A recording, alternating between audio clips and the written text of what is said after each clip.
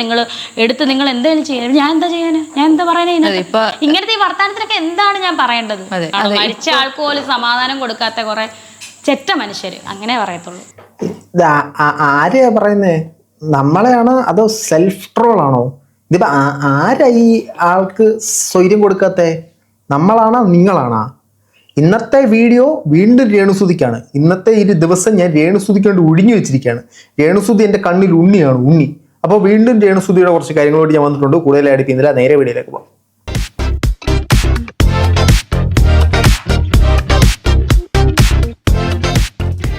എല്ലാ പ്രിയ സുഹൃത്തുക്കൾക്കും പുതിയൊരു വീഡിയോയിലേക്ക് സ്വാഗതം. രേണുസുതിയുടെ 2 ഇന്റർവ്യൂ വന്നിട്ടുണ്ട്, 2 എണ്ണം. അതിൽ നിന്നും നമ്മൾ കുറച്ച് ഭാഗങ്ങൾ എടുത്ത് സംയോജിപ്പിച്ച് കൂട്ടി ലയിപ്പിച്ചൊരു പ്രത്യേകതരം സാധനമാണ് നിങ്ങൾക്ക് മുമ്പിലേക്ക് അവതരിപ്പിക്കാൻ പോകുന്നത്. അപ്പോൾ പുള്ളിക്കാരി പറയുന്ന കുറച്ച് പ്രസക്ത ഭാഗങ്ങൾ കേട്ടിട്ട് കയ്യോടെ നമുക്ക് റിയാക്ട് ചെയ്ത് തുടങ്ങാം. ഇവർ പറയുന്നതിൽ കുറച്ച് ശരികളുമുണ്ട്, കുറച്ച് തെറ്റുകളുമുണ്ട്. രണ്ടും നമ്മൾ പറയുന്നുണ്ട് കേട്ടോ. Pros and cons of talks of രേണുസുതി is the topic of the today. Okay okay. Voice clip പുറത്തു വിട്ടിരുന്നു. അതിനകത്ത് പറയുന്നത് സുധിച്ചേട്ടന് കൊല്ലം സുധി എന്നാണ് അറിയപ്പെടുന്നത്, അതുകൊണ്ട് തന്നെ കൊല്ലത്ത് തന്നെ അടക്കണമായിരുന്നു എന്നാണ്. ഞാനൊരു കാര്യം, ഈയിടെയാണോ വോയിസ് വന്നത്? ഒരു കാര്യം ചെയ്യും, ചെന്നാണ്ട് അവിടെ 25ാമത്തെ സെല്ലിൽ ഇരിപ്പുണ്ട് സൂചിച്ചേട്ടൻ്റെ ഭൗതിക ശരീരം, നിങ്ങൾ കൊണ്ട് അടക്ക്. അല്ല ഞാൻ എന്നെ ഇതിനകത്ത് പറയേണ്ടത്? 2 വർഷമായില്ലേ ആള് മരിച്ചിട്ട്? മരിച്ച ആൾക്ക് പോലും ഞാൻ പറഞ്ഞ മണ്ണിന്റെ അടിയിൽ എന്ന് പറഞ്ഞാൽ മണ്ണോട്. ഒന്ന്, മരിച്ച ആൾക്ക് സമാധാനം കൊടുക്കാത്തത് രേണുസുതി തന്നെയാണ്. രേണുസുതി തന്നെയാണ് ഇദ്ദേഹത്തിന്റെ പേര് പലപ്പോഴായി ഉപയോഗിക്കുന്നതും ഇദ്ദേഹത്തെ വളരെ നല്ല രീതിയിൽ മാർക്കറ്റ് ചെയ്തതും. തെറ്റൊന്നുമല്ല, അവരുടെ കെട്ടിയവനാണ്, അവർക്ക് എങ്ങനെ വേണമെങ്കിലും അത് ഉപയോഗിക്കാം.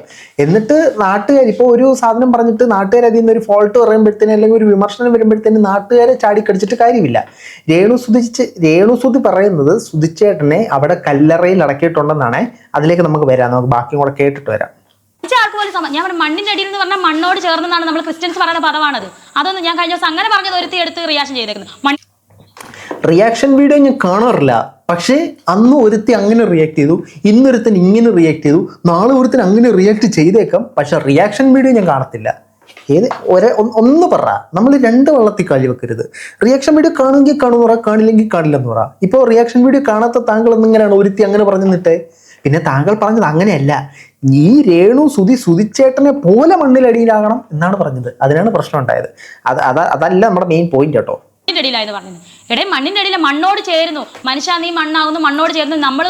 അത് ക്രിസ്ത്യാനിറ്റിയിലെ കുറെ കാര്യങ്ങളൊക്കെയാണ് പറഞ്ഞത്. ഇതിനകത്ത് മെയിൻ സംഭവം എന്താണെന്ന് അറിയൂ, ഈ പുള്ളിക്കാരി, അതായത് ഈ രേണുസുതി ഹസ്ബൻഡിനെ അടക്കിയത് ക്രിസ്ത്യൻ ആചാരപ്രകാരമാണ്. അപ്പോൾ ഒരു വോയിസ് ക്ലിപ്പ് പുറത്തു വന്നിട്ടുണ്ടായിരുന്നു. കൊല്ലം സുധിച്ചേട്ടന് കൊല്ലം സുധി എന്നാണ് അറിയപ്പെടുന്നത്, അതുകൊണ്ട് കൊല്ലത്ത് വെച്ച് തന്നെ അടക്കണം എന്നൊരു ആഗ്രഹം ഉണ്ടായിരുന്നുവെന്ന് ഒരു വോയിസ് ക്ലിപ്പ് പുറത്തു വന്നിട്ടുണ്ടായിരുന്നു. പക്ഷേ അതിന് വിഭിന്നമായിട്ട് ക്രിസ്ത്യൻ പ്രകാരം മറ്റൊരിടത്താണ് അടക്കിയത്, കോട്ടയത്തോ അവിടെ എവിടെയാണ് അടക്കിയത്. ഇനി രേണുസുതി പറയുന്ന മറ്റൊരു കാര്യം നമുക്കൊന്ന് കേട്ടു നോക്കാം. ഞാനൊരു കാര്യം പറയട്ടെ, രാവിലെ കല്ലറയിൽ പോയി, അവിടെയാണല്ലോ സൂചിച്ചേട്ടന്റെ ഭൗതിക ശരീരം, അവിടെ ചെന്ന് പ്രാർത്ഥിച്ചു, അവിടെ വെച്ച് അനൗൺസ്മെന്റ് ചെയ്തു. ഇല്ലല്ലോ, ഹിന്ദു മതത്തിൽ നിന്നും ക്രിസ്ത്യാനിറ്റിയിലേക്ക് വന്നായിരുന്നു. ഇല്ല, വന്നിട്ടില്ല. ആള് ഹിന്ദു തന്നെയാണ്.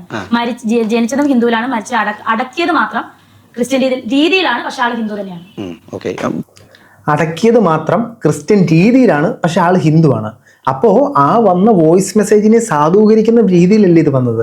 ആള് ഹിന്ദു മതത്തിലാണ് ജനിച്ചത്, ഹിന്ദു മതത്തിലാണ് ജീവിച്ചത്, ഹിന്ദു മതത്തിലാണ് മരിച്ചത്, പക്ഷെ അടക്കിയത് മാത്രം ക്രിസ്ത്യൻ രീതിയിൽ മറ്റൊരു സ്ഥലത്ത്. ഇവിടെ ഇങ്ങനെ ഒരു സ്വരച്ചേർച്ചകൾ വരുമ്പോഴാണ് അതിലേക്ക് ആളുകൾ വിശ്വസിക്കുന്നതെന്ന് മനസ്സിലാക്കുക. ഇപ്പം ഇവർ തന്നെ ഇതിനകത്ത് ഉറപ്പിച്ചു, എൻ്റെ വാശിപ്രകാരം ഇന്നടത്തുകൊണ്ട് അടക്കിയതാണെന്ന് ഇവർ പറയാതെ പറഞ്ഞങ്ങ് സമ്മതിച്ചു. ബാക്കിയേക്കാം, നമുക്ക് ഫസ്റ്റ് ഇന്റർവ്യൂവിലൊക്കെ മടങ്ങിപ്പോവാം. സേവ് ചെയ്യാൻ വേണ്ടി വന്നപ്പോഴാണ് കുഞ്ഞുണ്ടായതോ, അതുപോലെ ലോക്ക്ഡൗൺ വന്നു. സത്യം പറഞ്ഞാൽ ജീവിച്ചില്ല, ഞങ്ങൾ ജീവിച്ചു തുടങ്ങാൻ പോവുമായിരുന്നു. ഞാനും സുധിച്ചേട്ടനും ജീവിച്ചിട്ടില്ല. പുള്ളിക്കാരിയും സുധിച്ചേട്ടനും ജീവിച്ചിട്ടില്ല. കൊല്ലം സുധിക്ക് എന്തുകൊണ്ട് യാതൊരു തരത്തിലുള്ള സേവിങ്സും ഇല്ല? ഇഷ്ടം പോലെ സ്റ്റേജ് ഷോകൾ, പല സ്റ്റേജ് ഷോകളിലും വിജയ്, നിരന്തരമായുള്ള ഷോകൾ, TV-യിലെല്ലാം സജീവം, സ്റ്റാർ മാജിക്കിലെ ഒരു ഒഴിച്ചുകൂടാനാകാത്ത താരം. പക്ഷേ കൊല്ലം സുധിച്ചേട്ടൻ്റെ സേവിങ്സ് ഇല്ല. എന്തുകൊണ്ട്? അതാണ് പുള്ളിക്കാരി പറഞ്ഞത്. സേവ് ചെയ്യാൻ തുടങ്ങിയപ്പോഴത്തേനും കുഞ്ഞായി, കൊറോണയായി, അതായതായി. ഈ രേണുസുതിയെ കുറിച്ച് പറയുന്നതും അതേ കാര്യങ്ങൾ തന്നെയാണ്. രേണുസുതിക്ക് എല്ലാ ദിവസവും ആൽബം ഉണ്ട്, എല്ലാ ദിവസവും ഇന്റർവ്യൂ ഉണ്ട്. പുള്ളിക്കാരി 5000 രൂപ വെച്ച് മേടിക്കുന്നതാണ് പുള്ളിക്കാരി പറയുന്നത്. 5000 രൂപ വെച്ച് എല്ലാ ദിവസവും പുള്ളിക്കാരി ഏൺ ചെയ്യുന്നു. 15 ദിവസം ഏൺ ചെയ്താൽ തന്നെ നല്ലൊരു എമൗണ്ട് പുള്ളിക്കാരിയുടെ വരും. പക്ഷേ മകന് ബാഗ് മേടിക്കാൻ പോലും പുള്ളിക്കാരിയുടെ പൈസ ഇല്ലെന്നാണ് പുള്ളിക്കാരി പറയുന്നത്. പുള്ളിക്കാരി ഇടയ്ക്കൊരു ഇന്റർവ്യൂവിൽ നോക്കൂ, എൻ്റെ ബാങ്ക് ബാലൻസ്, എൻ്റെ അക്കൗണ്ട് ശൂന്യം എന്ന് പറഞ്ഞ് കാണിച്ചിട്ടുണ്ടായിരുന്നു. ഏതോ ഒരു വർക്കിൻ്റെ അഡ്വാൻസ് വെറും 1000 രൂപ വന്നിട്ടുണ്ടായിരുന്നു. അതിൽ നിന്ന് അങ്ങോട്ട് അയച്ചെടുത്ത് 900 സംതിങ് ഉള്ളെന്ന് പറഞ്ഞ് കാണിച്ചിരുന്നു. ഇതേ സാധനം അൺഎക്സ്പെക്റ്റഡ് ആയിട്ട് മറ്റൊരു ഇന്റർവ്യൂവിൽ ചോദിച്ചപ്പോൾ കാണിച്ചത് നമുക്കൊന്ന് കണ്ടാലോ? കണ്ടട. ഇപ്പോഴും നിലവിൽ പ്രാരാബ്ദം നിറഞ്ഞ ജീവിതം തന്നെയാണോ? എന്തെങ്കിലും നല്ല രീതിയിൽ ഏണിങ്സ് ഒന്നും ഉണ്ടാകാൻ തുടങ്ങിയിട്ടില്ല? ഇല്ല. എനിക്കൊരു അക്കൗണ്ടേ ഉള്ളൂ. ആ അക്കൗണ്ടിലെ ഞാൻ കാണിച്ചല്ലോ. ഇപ്പൊ കാണിക്കാൻ പറ്റുമോ? ഇപ്പം ഇതിനകത്ത് അഡ്വാൻസ് വന്നിട്ടുണ്ട് 2 വർക്ക്. എൻ്റെ പൊന്നെണ്ണ സ്ക്രിപ്റ്റിൽ ഇല്ലാത്ത ചോദ്യം ചോദിക്കില്ലേ? ഇങ്ങനെയൊക്കെ ചോദിക്കുന്നുണ്ട് മുൻകൂട്ടി പറയണം. നമ്മൾ പതറും, നമ്മൾ പതറാൻ പാടില്ല. ഇങ്ങനെ ഒരു ചോദ്യം ചോദിക്കുന്നുണ്ട് മുൻകൂട്ടി പറയണം. ബാങ്ക് അക്കൗണ്ട് ഞാൻ ചോദിക്കും, എങ്കിലല്ലേ ട്രാൻസ്ഫർ ചെയ്ത് സേഫ് ആക്കി വെച്ച് നിങ്ങളെ കാണിക്കാൻ പറ്റൂ. ഈ അൺഎക്സ്പെക്റ്റഡ് ഉണ്ടാക്കരുത് കേട്ടോ, അത് പാടില്ല. ഈ ആങ്കർ എനിക്ക് ഭയങ്കരമായിട്ട് ഇഷ്ടപ്പെട്ടു. കിടുക്കൻ ആങ്കർ എന്ന് പറയാൻ കിടുക്കൻ ആങ്കർ. ഞാൻ പുള്ളിക്കാരൻ്റെ ഫാനായി ഞാൻ ഇപ്പോഴാണ്. ഇനി എന്നാണ് പുള്ളീനെ നെഗറ്റീവ് പറയേണ്ടി വരുന്നത്? കാണിക്കാൻ പറ്റത്തില്ല, ഫോൺ ഇവിടെ ഇല്ല.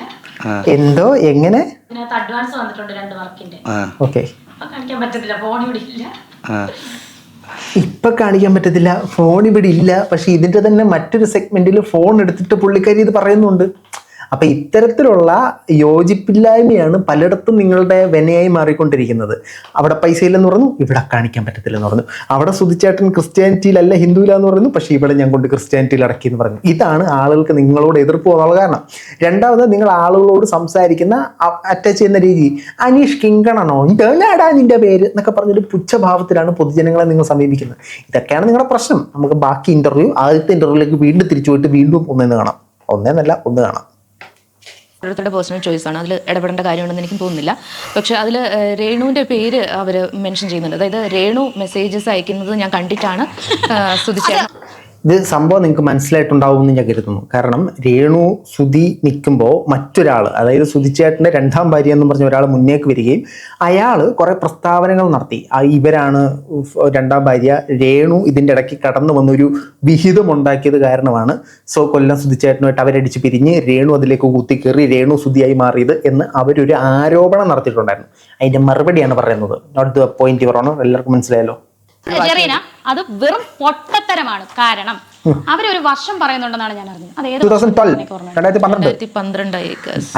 ഞാൻ സുധിച്ചേട്ടനെ എനിക്കറിയാമോ, ഞാൻ പഠിക്കുന്ന സമയമാണ്. അന്ന് സുധിച്ചേട്ടനെ എനിക്ക് അറിയാമോന്ന് ഞങ്ങളോട് ചോദിച്ചാൽ ഞങ്ങൾക്ക് അറിയാമോ? നിങ്ങളുടെ പേഴ്സണൽ കാര്യം എങ്ങനെയാണ് ഞങ്ങൾ അറിയുന്നേ? സുധിച്ചേട്ടനെ അറിയാമോ ഇല്ലയോ എന്ന് ഞങ്ങൾക്ക് അറിയാൻ പറ്റത്തില്ല. നിങ്ങൾ അറിയാന്ന് പറഞ്ഞാൽ അറിയാം, അറിയത്തില്ലെന്ന് പറഞ്ഞാൽ അറിയില്ല. എന്താണിത്? നമ്മളെങ്ങനെ അറിയുന്നത്? 2016 ലാസ്റ്റ് ഡിസംബറിലാണ് ആദ്യമായിട്ട് ഇദ്ദേഹത്തെ കാണുന്നതും കോണ്ടാക്ട് ചെയ്യുന്നതും മിണ്ടുന്നതും. നല്ലൊരു മനുഷ്യനായിരുന്നു. പിന്നെ എങ്ങനെ 2012, 2013 ഇവർ പറയുന്നത് കള്ളത്തരമല്ലേ? അത് തന്നെ വലിച്ചു കീറാമല്ലേ? മനസ്സിലാകത്തില്ലേ? അപ്പൊ വലിച്ചു കീറുന്നേ തെറ്റില്ല അല്ലേ? അവര് കള്ളത്തരം പറഞ്ഞപ്പോ വലിച്ചു കീറുന്നേ തെറ്റില്ല. പക്ഷെ രേണുസുതി കള്ളത്തരം പറയുമ്പോൾ വലിച്ചു കീറുമ്പോൾ എന്നോട് ദേഷ്യം, എന്നോട് വിരോധം, എന്നോട് എന്താ എല്ലാവരും ഇങ്ങനെ. അപ്പൊ കള്ളത്തരം പറഞ്ഞാൽ നമുക്ക് വലിച്ചു കീറാം ഇല്ലയോ? Note the point your honour. വലിച്ചു കീറാം പറ. 2012 എനിക്ക് ഇദ്ദേഹത്തെ അറിയത്തില്ല, 13 അറിയത്തില്ല, 14 അറിയത്തില്ല, 15 അറിയത്തില്ല, 16 ലാസ്റ്റ് ആണ് ഞാൻ ഇദ്ദേഹത്തെ കാണുന്നത് ആദ്യമായിട്ട്. 16 അറിയാം. എനിക്കിതൊക്കെ വ്യക്തമായിട്ട് അറിയാം. 16 നമുക്ക് കുറച്ചറിയാം, അതിന് മുമ്പ് അറിയത്തില്ല. അപ്പൊ നീ ആരോ നാ ആരോ. ഇപ്പോ നാവും പൊണ്ടാട്ടി നീയ പുരുഷൻ, ആ ഒരു സെറ്റപ്പാണ് കേട്ടോ. ബാക്കിയൊക്കെ സർട്ടിഫിക്കറ്റും എന്റെ കയ്യിലുണ്ട്. കൊല്ലം സുധി എന്നെ മാരേജ് ചെയ്ത ഈ സർട്ടിഫിക്കറ്റ് നമ്മൾ കണ്ടേ കേട്ടോ. മറ്റേ ചാനൽ വന്നിട്ട് ഇതാണ് എന്റെ വിവാഹ സർട്ടിഫിക്കറ്റ് എന്ന് പറഞ്ഞ് കാണിച്ചിട്ടുണ്ടായിരുന്നു. മറ്റവർ കാണിക്കാൻ പറഞ്ഞിട്ട് മറ്റവരെയൊക്കെ സർട്ടിഫിക്കറ്റ് കാണുമ്പോൾ എന്ത് ചെയ്യണമെന്ന് പറയുമോ?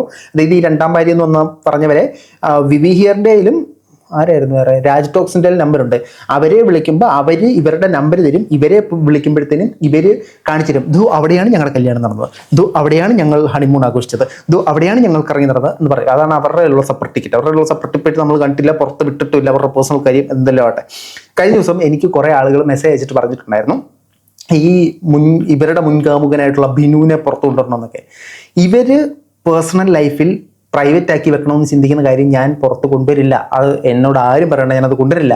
ഇവരോ മറ്റാരെങ്കിലും അത് പബ്ലിക് സോഷ്യൽ മീഡിയയിലേക്ക് എടുത്തിട്ട് കഴിഞ്ഞ് ഞാൻ സംസാരിക്കും. അല്ലാതെ ഞാൻ പോയി ചകഞ്ഞ് ഇവർ പ്രൈവറ്റ് ആക്കി വെക്കുന്ന കാര്യം എടുക്കത്തില്ല. അങ്ങനെ ഒരു എത്തിക്സ് കീപ്പ് ചെയ്യാൻ ഞാൻ ആഗ്രഹിക്കുന്നുണ്ട്. സോ ആ ഒരു അഭ്യർത്ഥന എന്നോട് നടത്തരുത്. ഇവർ സോഷ്യൽ മീഡിയ ഇടുന്ന കാര്യങ്ങൾ മാത്രമേ ഞാൻ റിയാക്ട് ചെയ്യത്തുള്ളൂ കേട്ടോ. ഇവരോ ആരോ സോഷ്യൽ മീഡിയ വന്ന് റിയാക്ട് ചെയ്യും. ഞാനായിട്ട് അവർ പേഴ്സണലായിട്ട് വെക്കണമെന്ന് ചിന്തിക്കുന്ന കാര്യങ്ങൾ എടുത്തുകൊണ്ട് വരത്തില്ല. സർട്ടിഫിക്കറ്റ് കൊണ്ട് ഇത് കൂടുതൽ ഞാൻ എന്തിനാണ് അവർ മുഖം കാണിച്ചാലും അവരിനി സർട്ടിഫിക്കറ്റ് കൊണ്ടുവന്നാലും ചിലപ്പം എന്താ പറയുക മാരേജ് ചിലപ്പം നിയമപരമായിട്ട് കിട്ടിയില്ലായിരിക്കും. എന്നാലും അവരൊന്ന് ജീവിച്ചിട്ട് പോയതിൻ്റെ സർട്ടിഫിക്കറ്റ് എന്തെങ്കിലും ഒരു എഴുത്തിലൂടെ ചിലപ്പം എന്താ മുൻകൂർ ജാമ്യം എടുക്കുക. അവര് കല്യാണം കഴിഞ്ഞൊന്ന് ജീവിച്ചില്ലായിരിക്കും. ചിലപ്പോൾ എന്തോ ഒരു സെറ്റപ്പിന്റെ ഒരു സർട്ടിഫിക്കറ്റ് കാണാം. നമ്മളൊരു മുൻകൂർ ജാമ്യം എടുക്കണമല്ലോ. ഇതിന് മുമ്പ് ഇങ്ങനൊന്നും അല്ലായിരുന്നല്ലോ പറഞ്ഞുകൊണ്ടിരുന്നേ. എന്തായാലും ഉണ്ട് സർട്ടിഫിക്കറ്റ്, ഞാനാണ് ലീഗൽ, നീ ഇല്ലീഗൽ എന്നൊക്കെ അല്ലായിരുന്നു. ഇപ്പോൾ അവരെ കാണും. ചിലപ്പോൾ കാണും, നമുക്ക് അറിയത്തില്ലല്ലോ. അവർ എന്തെങ്കിലും സപ്പോർട്ട് അവിടെ ഇരുന്നോട്ടെ, മരുന്ന് ഡപ്പേ തന്നെ വെച്ചേരെ, മരുന്ന് ഡപ്പ ഇരുന്നോട്ടെ. അതല്ല എൻ്റെ കയ്യിലിരിക്കുന്ന സാധനം. അപ്പോൾ ആ ഒരു ഇന്റർവ്യൂവിനെയും ആ ഒരു ആരോപണങ്ങളെയും ചേച്ചി തള്ളി പറയുന്നു എന്ന് തള്ളി പറയുന്നത് ഞാൻ പറയുന്നില്ലടാ, എനിക്ക് ഭയം. തള്ളി പറയുന്നില്ല, പക്ഷെ എനിക്ക് ഭയമില്ല.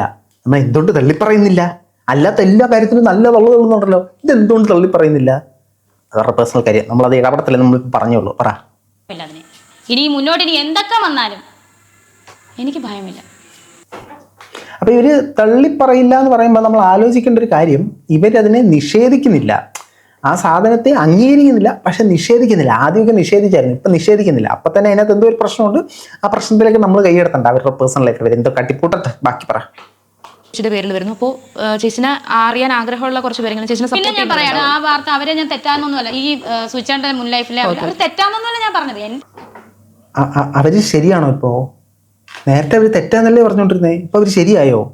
അത് അവർ ശരിയിലേക്ക് വന്നുകൊണ്ടിരിക്കുവാണോ? +2 - A² = B² × ABCD അതാണോ? ഇത്രയും നാൾ ഇതല്ലല്ലോ പറഞ്ഞത്, ഇപ്പൊ അവർ ശരിയായോ? അപ്പൊ കണ്ടുകൊണ്ടിരിക്കുന്നത് നമ്മളാണോ തെറ്റ്? This is rang. അപ്പൊ ഞാൻ പൊട്ടനല്ല, നിങ്ങളായിരിക്കും പൊട്ടൻ. ബാക്കി പറ. സത്യമാണ് ഞാൻ പറഞ്ഞത്. അവര് തെറ്റാന്ന് അവരുടെ കുറ്റം പറയാൻ ഞാൻ അവരെ കണ്ടിട്ട് പോലുമില്ല. കണ്ടിട്ടില്ല, പക്ഷെ അവരുടെ സർട്ടിഫിക്കറ്റ് ഉണ്ടോ എന്ന് നമുക്ക് അറിയത്തില്ല. അവർ തെറ്റാന്ന് ഞാൻ പറയുന്നില്ല. എവിടൊക്കെയോ എന്തൊക്കെയോ ഒരു തകരാറ് പോലെ. ഈ തകരാറുകൾ എനിക്ക് മാത്രമാണോ തോന്നിയത്? നിങ്ങൾക്ക് ആർക്കെങ്കിലും ഈ തകരാറ് ഈ ഇന്റർവ്യൂസ് എല്ലാം കണ്ടതിൽ തോന്നിയിട്ടുണ്ടെങ്കിൽ തീർച്ചയായിട്ടും കമന്റുകളായി രേഖപ്പെടുത്തൂ. മറ്റൊരു ഡേറ്റാണ്.